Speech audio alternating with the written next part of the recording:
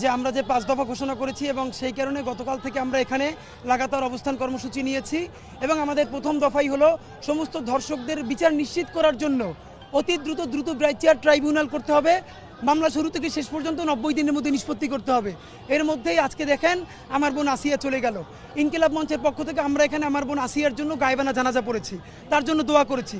প্রশাসনকে শুধু একটা কথা বলতে চাই, আপনি আজকে আসিয়ার জন্য, আসিয়া গরিব গ্রামের বলে মাগুরার বলে যদি আপনি গুরুত্ব কম দেন, আপনি যদি আইন না বানান, তাহলে মনে রাখেন আগামীকালকে আপনার সন্তানটাও কিন্তু আসিয়া হতে পারে।